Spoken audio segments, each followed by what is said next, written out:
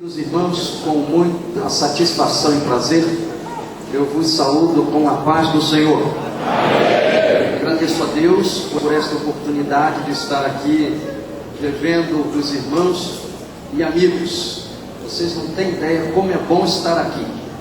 Cumprimento o pastor Daniel, nosso presidente, a sua esposa, também o pastor Hermes. Eu era criança, parece que lá em casa tinha um disco, um LP do pastor Hermes, que é já desde muitos anos um grande ensinador da palavra do Senhor. É um prazer também revê-lo e rever todos os irmãos e sentirmos a presença gloriosa do Senhor Jesus que estamos sentindo aqui nesta casa de oração. Transmito também aos irmãos os cumprimentos, a saudação da minha família que não pôde estar aqui, a minha esposa, a irmã Kátia, também da Anne e do Abel, que com 5 anos de idade cismou que tem que namorar. Ele pergunta: pai, por que eu não posso namorar? Eu explico, mas ele não consegue entender. Glória a Jesus. Estão bem, graças a Deus, estamos com saúde, o Senhor tem nos abençoado. E transmito também a saudação da igreja, da congregação em Caxias do Sul. Queridos irmãos, agradecemos este convite ao líder deste departamento de varões, presbítero irmão Josinaldo, toda a diretoria. Que Deus abençoe os irmãos em Cristo Jesus e este grupo abençoado de varões. Eu vos convido para abrirem as suas Bíblias na primeira carta do apóstolo São João, capítulo 4, onde se encontra inserido o tema deste congresso de varões. Glórias a Jesus. Primeira carta do apóstolo São João, capítulo de número 4, versículo 4. Todos acharam? Amém. Diz assim a palavra de Deus: filhinhos, vós sois de Deus e já os tendes vencido, porque maior é o que está em vós do que o que está no mundo. Quantos podem glorificar a Deus por esta palavra? Quero convidar esta santa igreja de Cristo para juntos repetirmos esta divisa que está aqui neste banner à minha esquerda. Vamos lá, meus irmãos, todos juntos. 1, 2 e 3. Varão, maior do que o teu Deus. Mais uma vez. Varão, existiria um Deus maior do que o teu Deus? Agora repitam esta frase comigo, irmãos: não há Deus maior que o nosso Deus. Podem assentar, meus amados. Glorificado seja o nome do Senhor Jesus, hoje e para todo sempre.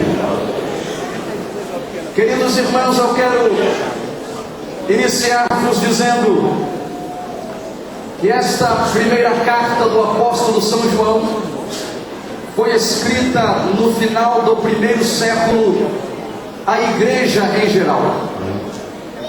O autor, ele apresenta pelo menos 4 motivos para tê-la escrito.